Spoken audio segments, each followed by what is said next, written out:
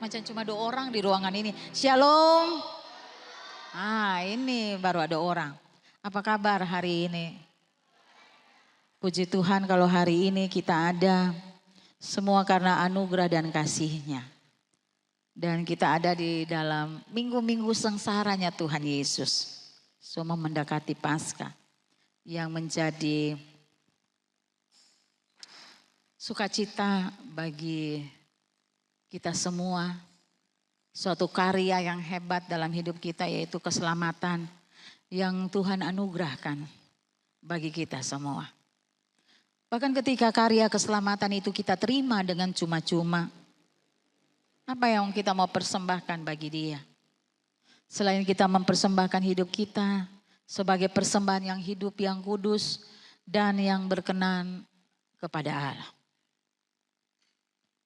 Mari sama-sama kita buka firman Tuhan di dalam Matius pasal yang ke-27 ayat yang ke-32. Kalau kemarin yang ikut 2 persiapan ayat yang sama juga kita akan baca di hari ini. Tetapi ada yang versi sedikit berbeda yang kita akan dengarkan di pagi ini. Matius pasal 27 ayat 32.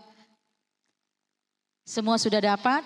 Satu kali lagi beta undang jemaat Tuhan berdiri dan kita baca firman Tuhan ini secara bersama-sama. Matius pasal 27 ayat 32, Matius pasal 27 ayat 32. Demikian firman Tuhan, kita baca bersama-sama 1, 3. Yesus disalibkan. Ketika berjalan keluar kota, mereka berjumpa seorang dari Kirene yang bernama Simon. Orang itu mereka paksa untuk memikul salib Yesus. Amin. Kata paksa di sini, ini satu hal yang tidak enak. Dipaksakan untuk melakukan sesuatu yang tidak kita rencanakan. Dipaksakan untuk melakukan sesuatu yang kita tidak mau. Tetapi ada hal yang luar biasa dari firman Tuhan ini ketika Yesus disalibkan dan menjadi bahan perenungan. Jadi kemarin waktu itu di 2 persiapan Bapak Majelis bawa firman Tuhan ini juga. Tetapi kita sudah mempersiapkan firman Tuhan ini. Tetapi ketika beta mendengarkan firman Tuhan yang kemarin disampaikan, ada versi yang berbeda. Jadi ada begitu banyak makna dalam setiap satu ayat perkataan firman Tuhan itu begitu menyentuh semua aspek kehidupan kita.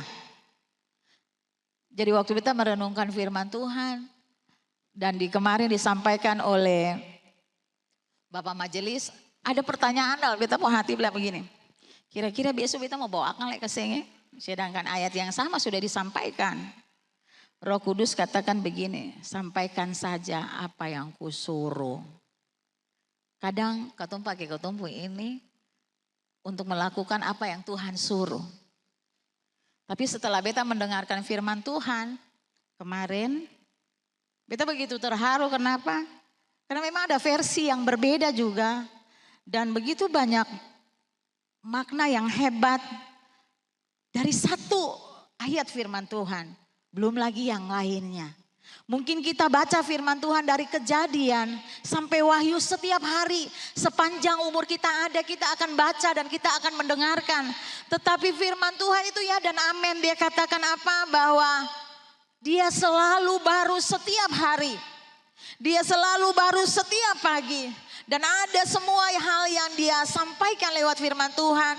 Dia selalu memenuhi setiap kebutuhan kita masing-masing dengan porsi kita masing-masing. Itu hebatnya firman Allah dalam hidup kita. Dan renungan firman Tuhan tentang Simon dari Kirene ini. Mengapa Simon dari Kirene? Di tengah menuju Golgota ketika Yesus Kristus memikul salibnya. Lalu juga Simon dari Kirene ini bukan daerah yang ada di Israel. Tetapi daerah dia berasal dari luar Israel. Di kemarin juga disampaikan dan kita membaca, kita menyelidiki firman Tuhan bahwa Dia berasal dari kota di Libya modern. Jadi di sebelah, di bagian Afrika Utara. Jadi mungkin dia datang untuk bersiara, dia datang untuk beribadah. Karena mereka sering mau datang beribadah ke kota suci itu. Tetapi hal yang tidak terduga dialami oleh Simon dari Kirene ini. Dalam perjalanan Tuhan Yesus memikul salib.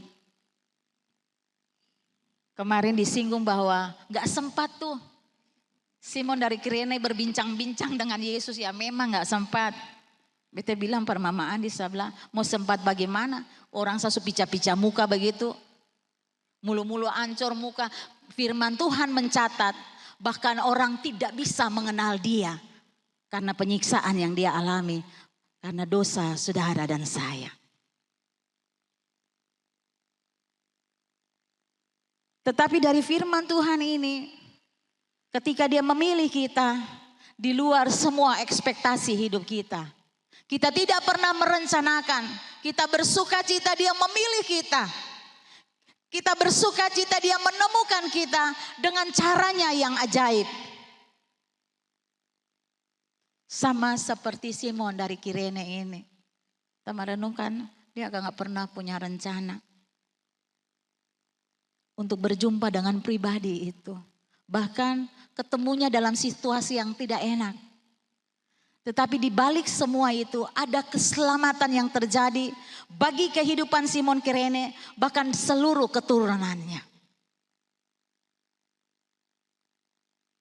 Kenapa Simon dari Kirene ini, dari Afrika Utara ini, bukan murid-murid Tuhan.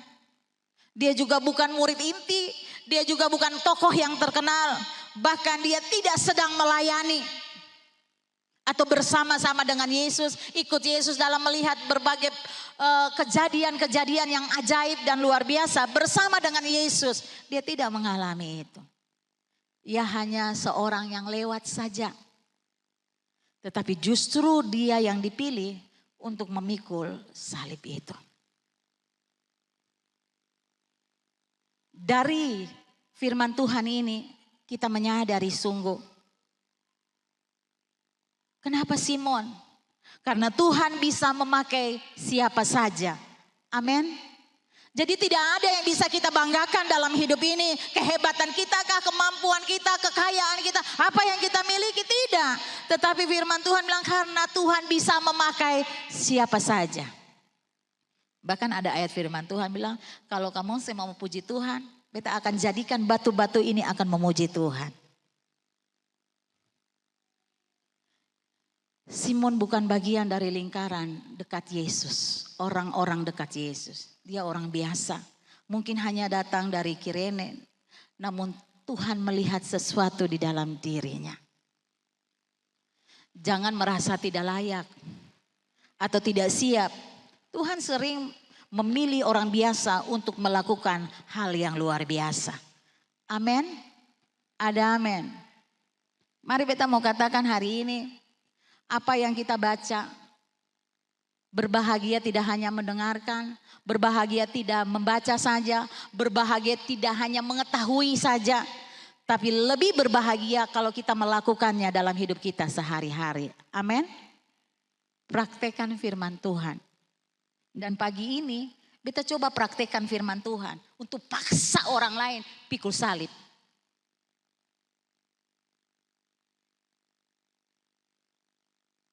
Ibu beta yang bisa. Beta bukan siapa-siapa. Beta yang mampu, beta gak pintar bicara ibu. Musa jo yang pintar bicara. Dan bangsa Israel itu sama orang-orang pintar yang ada di dalamnya. Pintar ngomong, pintar ngeles, pintar cari alasan. Semua orang pintar untuk bangsa Israel.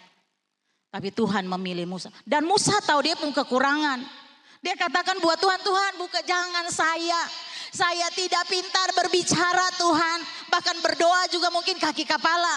Bahkan untuk menyampaikan sesuatu hal dari Tuhan juga mungkin juga akan dari muka ke belakang, belakang ke muka. Tapi Tuhan bilang, Dia akan memperlengkapi. Amin. Dalam setiap kekurangan kita, Tuhan pasti memperlengkapi.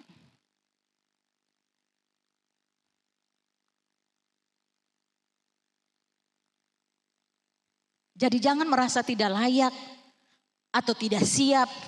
Tuhan sering memilih orang biasa untuk melakukan hal yang luar biasa.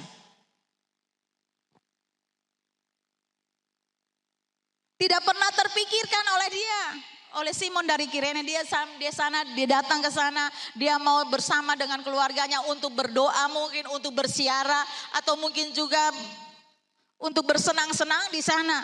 Tapi apa yang terjadi? Kenapa Simon dari Kirene ini? Karena ada momen ilahi di tengah-tengah keadaan yang terpaksa. Simon dipaksa oleh tentara Romawi untuk memikul salib. Awalnya ini bukan pilihan, tetapi dari paksaan itu ia mengalami perjumpaan dengan Yesus. Amin. Makanya kita bilang dari tempat ini, berjumpalah dengan dia setiap hari. Berusaha untuk berjumpa dengan dia. Sekalipun mungkin di dalam ibadah itu cuma 2-3 orang. Sekalipun juga mungkin musiknya tidak lengkap. Menyanyinya kiri dan kanan. Tapi waktu beribadah berusahalah berjumpa dengan dia. Karena ada terjadi perubahan di dalamnya. Ada sesuatu yang besar. Ada berkat-berkat ilahi yang akan kita terima. Yang menjadi kekuatan, penghiburan, sukacita dalam perjalanan hari-hari hidup ini. Amin. Karena sepanjang kita ada di dalam dunia, dia tidak menjanjikan semuanya tenang. Dia tidak menjanjikan bahwa semuanya akan rata, licin dan sebagainya. Tetapi dia berjanji, dia akan memberikan kekuatan bagi kita. Amin. Dia berjanji, dia akan memberikan jalan keluar bagi kita. Dia berjanji, dia menyertai sampai kepada kesudahan alam. Kadang ada momen yang kau lihat, aduh Tuhan ini tempat ini badai. Janganlah sing sanggup. Sepanjang kalau kita sendiri, kita akan tidak sanggup. Tetapi firman Tuhan mencatat, bersama dengan Tuhan kita cakap melakukan perkara-perkara yang besar. Amin. Mungkin waktunya tidak jet set langsung, tidak. Ada proses demi proses. Mungkin langkah kita kecil di dalam menaiki setiap momen demi momen. Tetapi ketika kita taat, kita akan sampai di tempat yang Tuhan janjikan itu. Jadi ketika perjumpaan ini ada momen ilahi di tengah-tengah keadaan yang terpaksa. Simon dipaksa saat itu. Dia tidak mau sebenarnya. Tetapi dari paksaan itu ia mengalami perjumpaan yang luar biasa dengan Yesus. Bahkan dia tercatat di dalam firman Tuhan dengan semua anak-anaknya. Dia menjadi orang pilihan Tuhan. Kadang kita masuk dalam situasi sulit yang tidak kita pilih. Benar ya? Kadang-kadang situasi-situasi sulit itu datang tiba-tiba. Kayaknya aduh terpaksa. Kan kita gak merencanakan. Kematian kita tidak pernah merencanakan kapan kita mati lah. Kau tuh siap-siap saya ada. Selalu datangnya tiba-tiba. Kita dipaksa masuk di dalam proses itu. Kita dipaksa dalam proses-proses sulit itu. Tapi percayalah, dia tidak pernah lepas tangan atas kehidupan kita. Dan bersukacitalah karena kita masuk dalam pilihan itu. Amin. Kita masuk dalam situasi sulit yang kita pilih, yang tidak kita pilih. Pelayanan, beban hidup, tanggung jawab dan sebagainya. Tetapi bisa sesuatu hal itu adalah jalan Tuhan untuk apa? Mendekatkan kita dengan dirinya. Itu jalan Tuhan untuk kita mengenal dia secara pribadi. Kita sangat percaya. Waktu pas pikul-pikul salib juga pasti Simon dari Kirene nggak Tuhan Yesus begini. Ini orang siapa? Subabak belur kayak begini.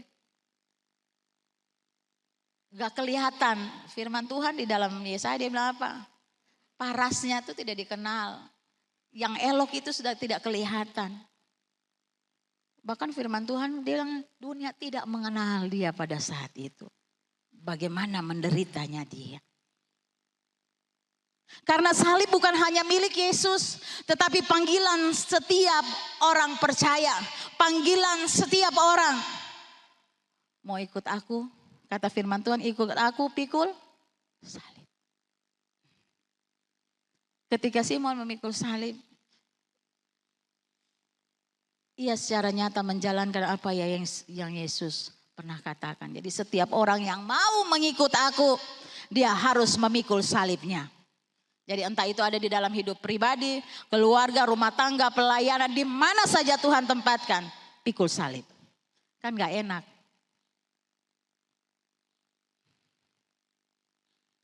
Bapak Ibu yang diberkati Tuhan, jemaat kekasih Tuhan, ketika ketong melaksanakan firman Tuhan, kita dipaksa. Karena tidak sesuai dengan keinginan kita. Contoh, mengampuni 70 kali 70 kali 70. Kira-kira itu adalah dalam planning. Tapi kita dipaksa harus melakukannya. Amin. Kalau orang tampar pipi kiri kasih pipi kanan, itu tidak ada dalam kamus kita, tidak ada. Yang ada di dalam kamus kita, dia bikin jahat, dia beta 2 kali lebih jahat. Tetapi kita dipaksa untuk melakukannya. Itu salib kita. Tidak ada dalam kamus kita orang yang menyakiti kita, kita berdoa bagi mereka. Tidak ada. Kita dipaksa untuk berdoa sampai kepada musuh sekalipun. Ada amin. Kita dipaksa. Pikul. Saya enak memang pikul yang begitu. Anak. Biasanya tahu tapi kalau orang Ambon tuh dia bilang, oh sih belum sampai beta pun kaki sampai ke muka. Jambannya di dalam, jangan sampai di luar, dalam rumah tangga juga. Perempuan pemulu 5, laki-laki cuma 1 palungku saja, selesai.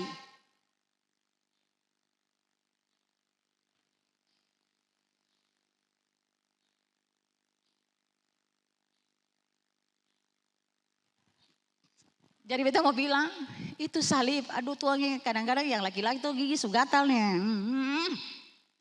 Tapi dia balik ingat, kasihilah istrimu. Aduh. Yang laki-laki dia mesti ngomel tuh kalau dia begini, begitu, dia harus ngomel. Tapi dia bilang cuma 1 kali. Firman Tuhan bilang, hormatilah suamimu.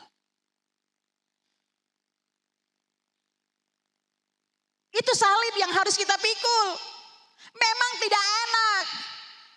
Tetapi waktu kita memikulnya, ada perjumpaan secara pribadi dengan dia. Amin. Ada sukacita, ada berkat tersendiri.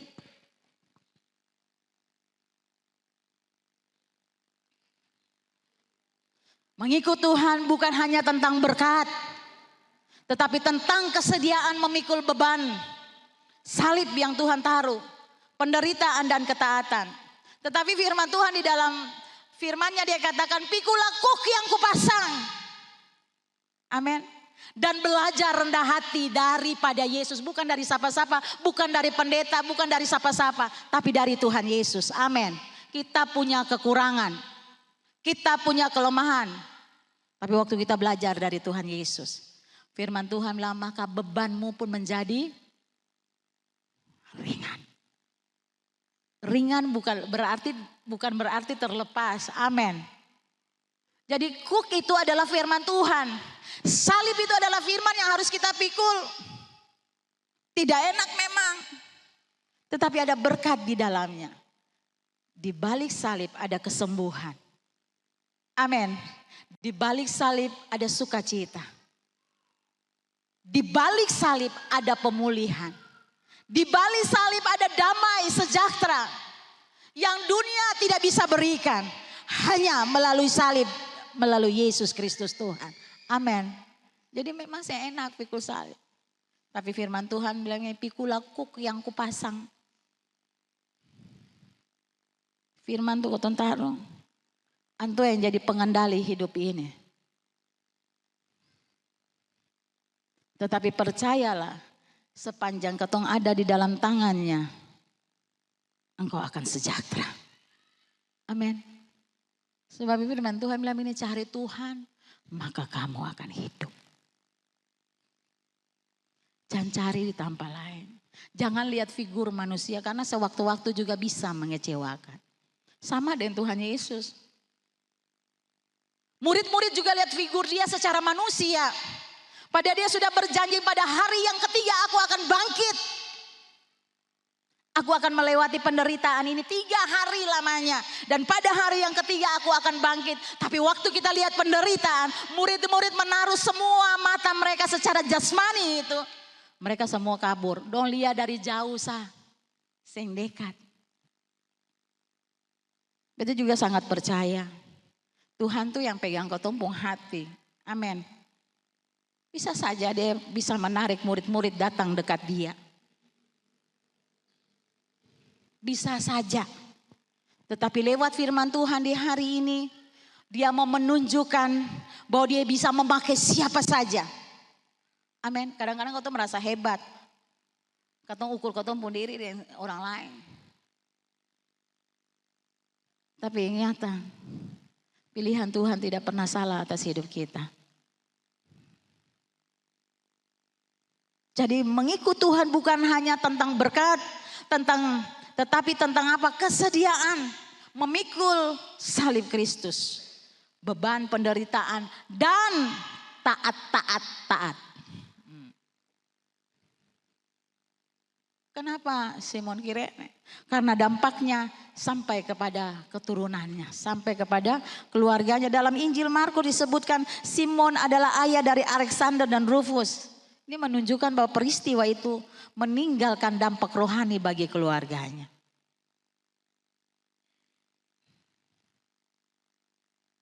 Secara tidak langsung mungkin kau saya pernah merencanakan dan mereka-reka. Jambanya. Ada hal-hal juga yang terjadi dalam rumah tangga kita. Kau tuh anak-anak ini macam nusi ada bakat kah? Tetaplah berdoa. Amin. Kau nusi ada pikiran perpelayanan kah? Kau nusi ada pikiran pertinggal dalam gereja kah? Kau tuh sebagai orang tua lakukan kau tuh bagian. Amin. Karena Tuhan yang memberikan pertumbuhan. Ketaatan kita hari ini bisa menjadi berkat bagi generasi kita selanjutnya. Karena apa? Tuhan sedang mencari hati yang mau terlibat. Banyak orang kan mau nonton. Lihat pelayanan akang, ayo dengar cerita, aduh pelayanan di situ, di wadah itu tuh Tuhan kepala sakit. Saya mau maju. Dong mau weh. Jadi seringkali itu sebelum kau maju tuh ada saja bisikan-bisikan itu datang. Tapi kalau kita hatinya kita teguh, mata kita terarah kepada Tuhan dan percaya akan kuasanya, penyertaannya, kita tidak akan takut. Amin. Tuhan sedang mencari hati yang mau terlibat. Di saat banyak orang menonton, hanya satu orang yang benar-benar ikut memikul salib. Yang lain kan nonton dan bersorak-sorai. Murid-murid juga lur dari jauh air mata turun. Tapi saya mau terlibat. Tetapi kita sangat percaya bukan kali itu semua ada dalam rancangan Tuhan. Dan firman Tuhan ini menunjukkan bukan semua orang hebat saja yang dia pakai. Bahkan orang yang tidak pernah terpikirkan sekalipun, yang tidak pernah ada dalam pandangan kita, itu juga Tuhan bisa pakai.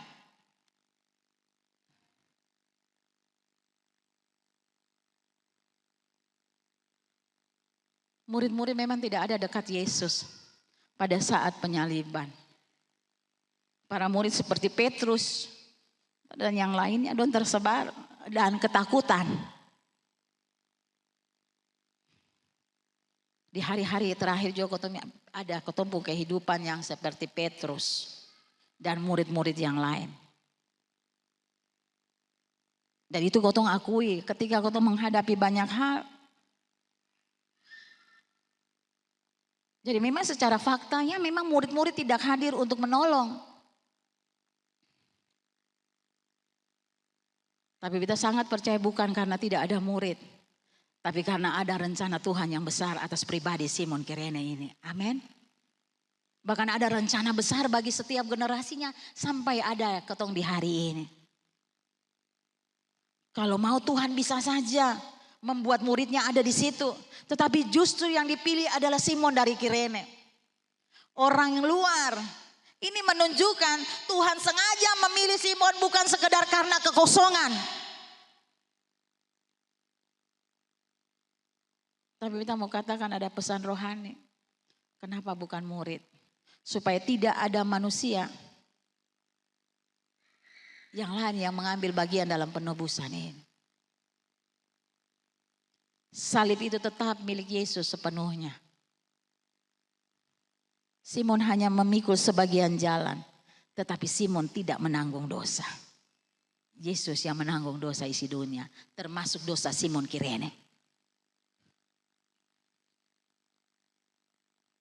Keselamatan hanya di dalam Yesus Kristus Tuhan, bukan oleh manusia.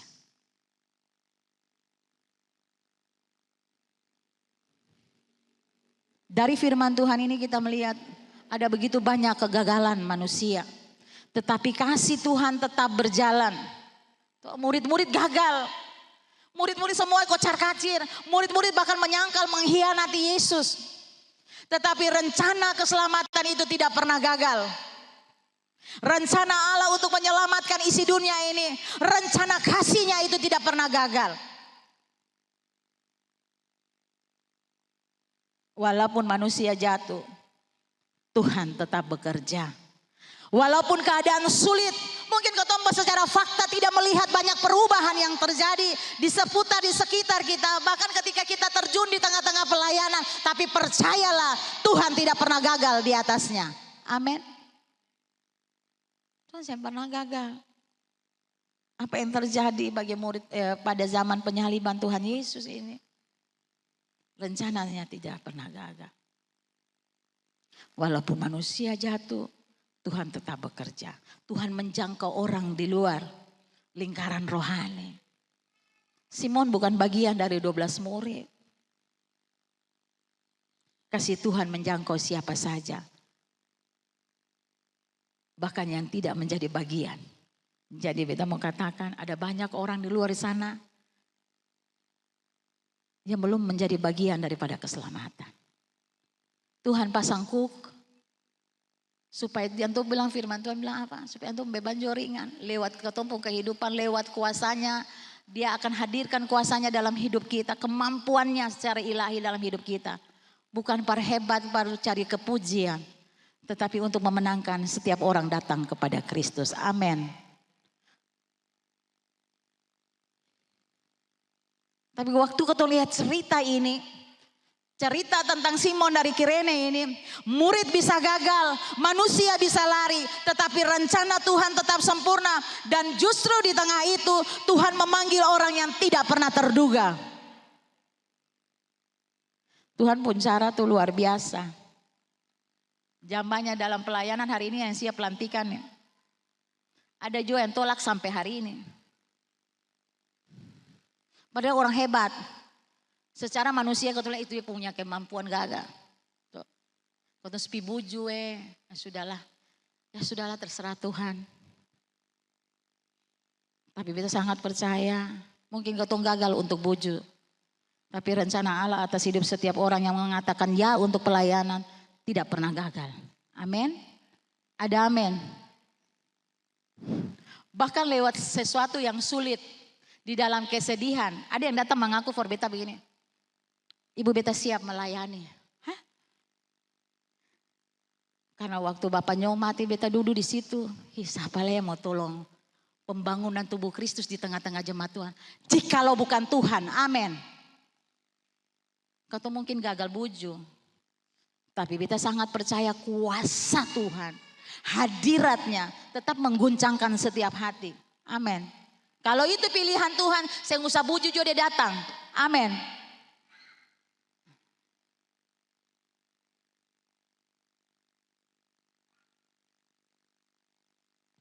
Jadi Tuhan memanggil orang yang tidak terduga. Ayub 42 ayat 2 dia katakan gini. Aku tahu bahwa engkau sanggup melakukan segala sesuatu dan tidak ada rencanamu yang gagal.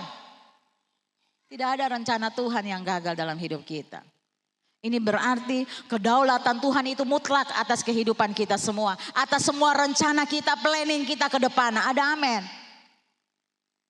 Dalam situasi sulit sekalipun Allah tetap bekerja untuk mendatangkan kebaikan sebagaimana ditegaskan di dalam Roma 8 ayat 28.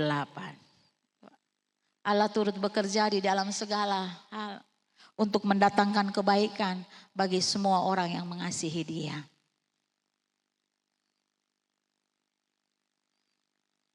Ayub dia katakan, dia tahu bahwa Tuhan itu sanggup melakukan segala sesuatu dan tidak ada rencananya yang gagal. Tidak ada rencana Tuhan yang gagal. Yesaya 55 ayat 8 sampai 9 dia katakan bahwa jalan dan rancangan Allah jauh lebih tinggi dari pemikiran manusia. Sehingga rancangannya pasti terwujud. Kadang-kadang kau tuh mbak pikir ini bagaimana ya, mulai dari mana? Aduh, menghadapi banyak Goliat ini, tenang. Goliat juga mati kan bukan lewat pedang yang panjang. Bukan dengan alat perang yang hebat. Amin. Ada amin.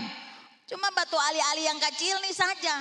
Noko Goliat besar alam itu lalu. Beta percaya Daud tuh makanya tinggi beta kape. Maksudnya itu ukuran. Ukuran di sana kan beda ukuran.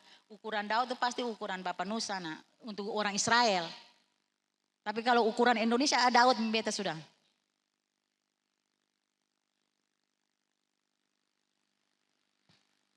Ada Goliat loh di TNS sana. Ada salah satu bapak raja di Maluku Tengah sana. Jadi waktu beta foto dengan tua, mari bapak Goliat, mari foto dengan Daud nih juga. Jadi waktu beta berdiri bapak, beta sampai yang tuh pembawa pinggang sini. Apa itu antu tinggi besar. Kita nggak ngantuk. Ini kayaknya Goliat pun turunan yang keberapa yang tak lempar di TNS sana. Lalu waktu kita foto dengan kita membayangkan Daud. Mamai, dia berdiri begini saja. Bisa ketemu aku pukul kasih dia pun kaki. Suatu begini sudah selamat. Saya kuat lah, pelan saja. Dan telapak kaki saya lebar itu. Tapi beta sangat percaya ketika Tuhan memilih, Tuhan menyertai, Dia akan memberikan kekuatan bahkan hikmat yang luar biasa untuk menumbangkan seorang Goliat.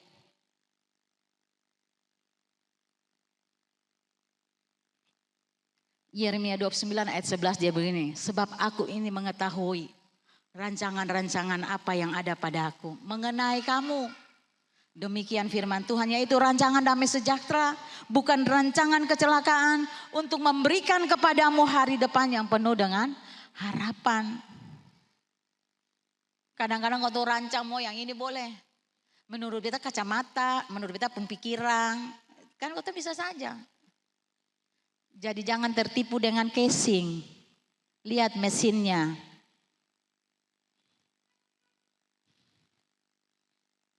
Jadi kita tahu sekarang bahwa Allah turut bekerja di dalam segala hal untuk mendatangkan kebaikan bagi mereka yang mengasihi Dia. Mazmur 33 sebagai ayat 11 sebagai ayat yang terakhir. Tetapi rencana Tuhan tetap selama-lamanya, rancangannya hatinya turun temurun. Jadi meskipun manusia terbatas dalam memahami rencana Tuhan, firman-Nya menjamin bahwa Allah sanggup melakukan segalanya dari rancangan yang tidak dapat dibendung oleh kita. Kegagalan di mata manusia seringkali adalah bagian dari proses Allah untuk membentuk kita menuju tujuannya yang mulia. Hari ini kau mungkin yang mau siap melayani, aduh deg-degan. Aduh beta siap ya. Aduh beta bukan orang yang kelihatan rohani. Hampir-hampir berdoa juga beta saya sanggup bilang apa-apa. Beta juga bukan pelayan inti. Tapi ingat, Tuhan tidak selalu memakai orang yang siap. Tuhan sering memakai orang yang bersedia. Amin.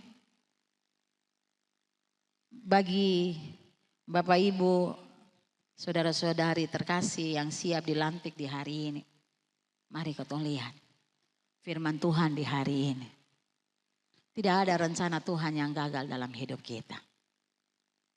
Jangan pernah menolak pada saat-saat keadaan yang terpaksa. Lihat Simon dari Kirene ini. Pilihan Tuhan tidak pernah salah atas hidup kita. Amin. Untuk firman Tuhan di saat ini.